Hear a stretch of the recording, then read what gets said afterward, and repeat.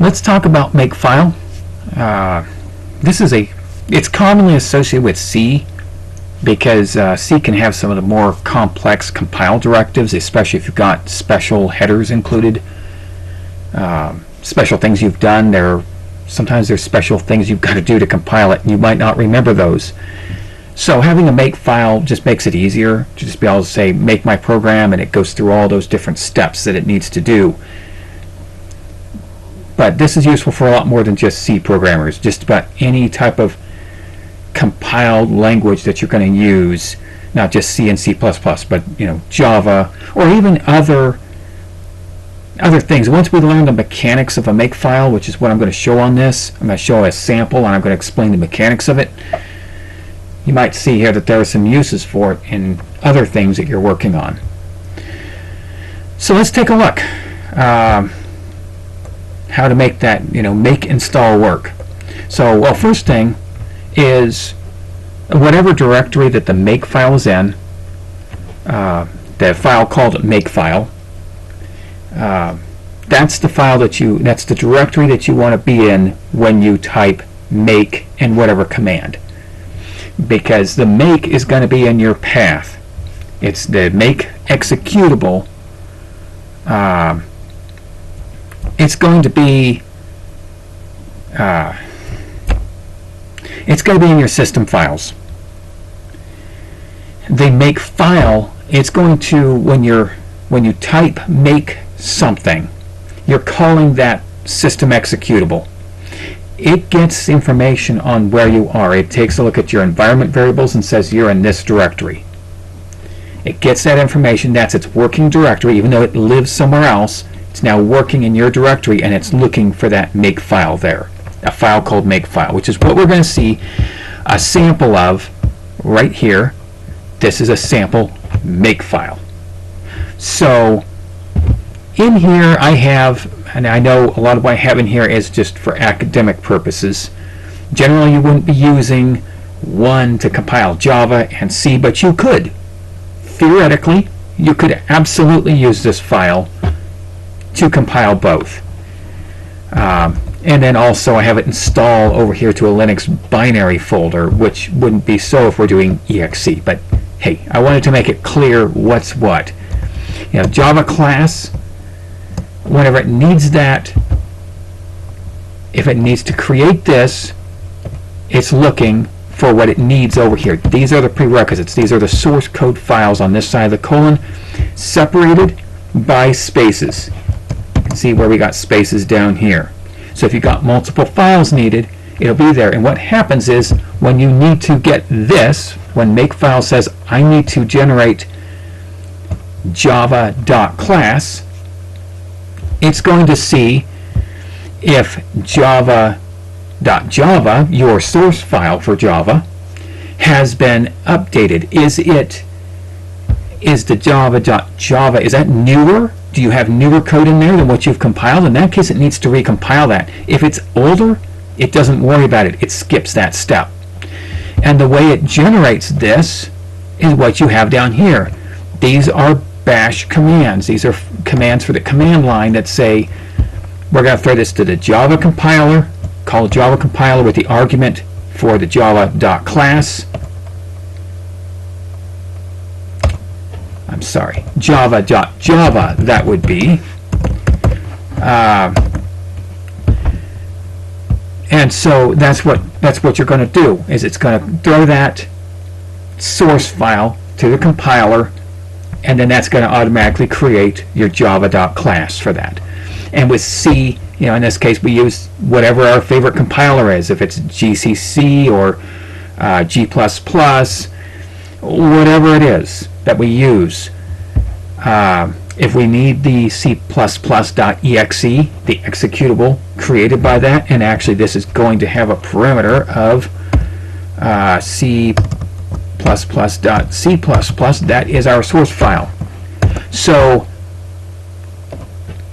this here says to get this, if I need this, if this is newer, this has been updated since this has been compiled, it looks at the file modification dates, and it says, hey, This is newer. I need to recompile this. I'm going to run this, and this should give me a new C++ exe. And then for all, in this case I have both of these guys on here, and it's just basically saying that I need this and I need this. So if it does not have these, it looks for a recipe on here for those. If it doesn't have that, then it's going to return you an error. It's going to say, hey, I can't do anything further. But if it needs this, if this does not exist, or this does not exist, it's going to check for this. Does this not exist? In the next case, it's going to run up here. When this, if it finds this, great. Is it in modification date? Great. It ignores that. Oh, it needs to update it. It's going to regenerate it. So these are commands as well. Each of these could be entered as a command. You could type make space all enter, and this would make both of these. So I could say make cpp.exe, and it's going to make my cpp.exe.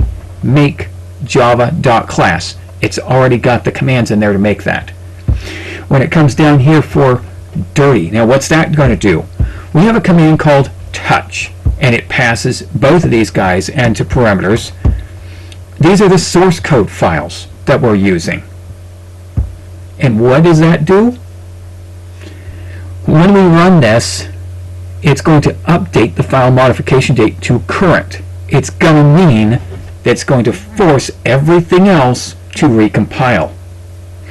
Another way to do that down here, and this is wrong. This is supposed to be java.java because you don't want to delete your source code with this, but that's exactly what it would have done. If I typed clean, make space clean, that's why you want to watch what you have in here. Shouldn't be doing this while I'm rummy, but hey. In this case, it's going to delete both of my executables. Now that was class. I thought I entered that as class.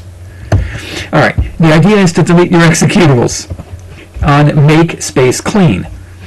And that forces, once again, if I tell it to do all, after that, make space clean, it's going to clean that up, and it's going to give it new space to do make all, then it's going to make everything become fresh. Dirty would have done the same thing. It would have just compiled and overwritten those files. This removes those files. So, I mean, you can make up your own commands. You know, these are not standard commands. What I have down here, make and, or I mean, sorry, as far as dirty and clean, usually it's make, install, or make the executable. Those are the common ones, okay? But in this case, I've also got another one that's a double command down here. Make run Java. So this is going to make it and then run it. Install run, I'm sorry. Install run Java. And it's going to make sure you have at least a java.class file. Because it's going to copy that Java class file into your binaries. Not like that would actually work in reality, because it needs the virtual machine to work. So it doesn't have a call to virtual machine, so there's no point in actually, it's not like you can just type Java from the command line like that and run your class. After all, you've already got your own Java program, your Java virtual machine that's supposed to run that, but that's also if it's lowercase. So anyway, that's the concept of installing. You know, I've copied the files where they need to go. The C++ example of that is a lot better. So, but in here, now I have it send it to the virtual machine, the Java program. So I'm telling the virtual machine on that to start the Java program.